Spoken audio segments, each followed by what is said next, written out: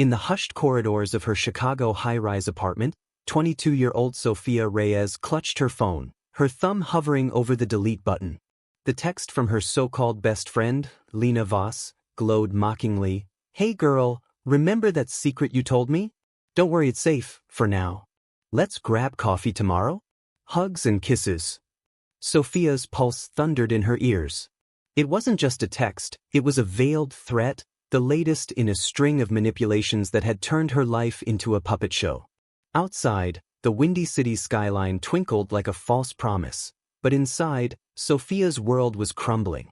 Little did Lena know, this was the spark that would ignite Sophia's meticulously planned psychological warfare, a takedown so precise it would shatter her tormentor's mind and leave her begging for mercy. Sophia had moved to Chicago 2 years ago from a sleepy suburb in Ohio, chasing dreams of becoming a graphic designer in the bustling ad world of Michigan Avenue. Fresh-faced and ambitious, she'd landed an entry-level gig at Vortex Creative, a hip agency known for viral campaigns. That's where she met Lena, a 25-year-old account manager with a megawatt smile and a knack for charming clients and everyone else. Lena was everything Sophia aspired to be: confident, connected, always one step ahead. They bonded over late-night brainstorming sessions, sharing secrets over deep dish pizza at Giordano's. "You're my ride or die," Lena would say, linking arms as they navigated the L-train crowds. Sophia, who had grown up in a fractured family with an absent father and a mother lost to addiction, craved that sisterly bond. Lena filled the void, or so it seemed. But cracks appeared early. Lena's friendship was a masterclass in gaslighting. It started small, borrowing Sophia's designs and passing them off as her own during pitches, then laughing it off as teamwork. Then came the subtle digs. "Oh, Soph, that outfit's cute, but maybe tone it down for the office?" Eroding Sophia's self-esteem like acid rain on Lake Michigan's shores. Lena isolated her, whispering lies about colleagues. "Don't trust Mike, he said your work's amateur." Soon, Sophia was paranoid, her social circle shrinking to just Lena. The manipulation escalated when Sophia confided her deepest shame, a teenage mistake involving a fake ID and a joyride that ended in a minor accident, buried under sealed records. Lena's eyes had lit up with feigned empathy. "Your secret's safe with me." But weeks later, during a heated argument over a botched project Lena blamed on Sophia, the threat emerged: "Cross me, and everyone knows about Ohio." Sophia's promotion stalled, rumors swirled that she was unreliable. Her anxiety spiked, leading to sleepless nights and therapy sessions she couldn't afford. Lena thrived, snagging the senior role Sophia deserved, all while playing the concerned friend. Sophia's breaking point came that fateful night with the text. Staring at her reflection in the window, eyes hollow from exhaustion, she whispered, "No more."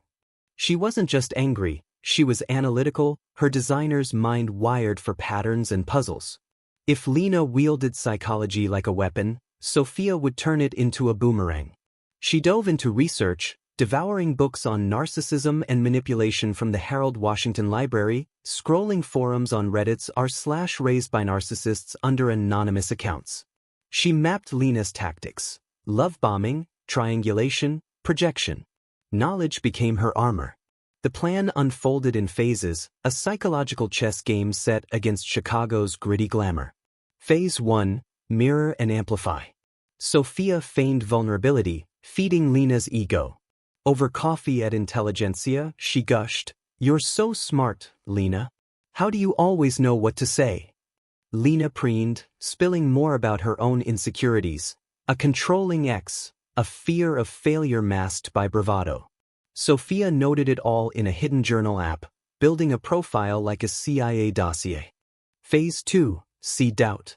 Sophia anonymously tipped off Vortex's HR about irregularities in Lena's client billing, minor tweaks she'd observed, like padded expenses from boozy dinners at the signature room. Nothing damning, just enough to trigger an audit. Lena confided in Sophia, frantic, "Someone's out to get me." Sophia played the supportive friend, but planted whispers, "Maybe it's karma? You know, from that time you borrowed my idea?" Lena's paranoia bloomed, She started double-checking emails, accusing colleagues of sabotage. Suspense built as Sophia escalated to Phase 3, Isolation Echo. Using burner apps, she created fake social media profiles, ghosts of Lena's past. One posed as her ex, posting cryptic stories about dodging a bullet. Another mimicked a forgotten high school rival, liking old photos with ominous comments. Lena's phone buzzed constantly. She grew jumpy, canceling plans. At a networking event in the Art Institute's modern wing, Lena snapped at a potential client, her charm cracking. Sophia watched from afar, heart racing. Was this too far? But memories of her own breakdowns fueled her resolve. The tension peaked during a stormy weekend getaway to a cabin in Wisconsin Dells, Lena's idea to rekindle their friendship. Isolated amid pine trees and howling winds, Sophia executed Phase 4, the reveal. Over wine by the fireplace, she casually mentioned details only Lena's ghosts knew. Her ex's nickname, a childhood embarrassment. Lena's face paled. "How do you know that?" Sophia smiled serenely. "Because I've been watching you, Lena. Just like you've watched me. Every lie, every twist, I've mirrored it back." Lena laughed it off at first, but Sophia pressed, reciting timestamps of manipulations, quoting texts verbatim. "You're the manipulator, not me." Lena screamed, but doubt flickered. Sophia had hacked nothing illegal, just observed, inferred, and amplified. As thunder crashed, Lena broke down, sobbing about her own abusive upbringing, begging for forgiveness. But Sophia was unmoved. "You broke me first. Now feel it." Back in Chicago, the final phase hit like a Midwest blizzard. Sophia leaked an anonymous exposé to a local tech blog, Chicago Inno, detailing toxic dynamics at Vortex, with redacted emails showing Lena's credit stealing. The story went viral on LinkedIn and X, #VortexToxicity trending. Lena's world imploded.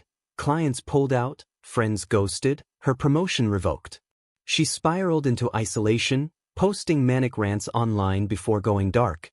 Whispers reached Sophia, Lena in therapy, medicated, a shell of her former self. Sophia's vindication was quiet but profound.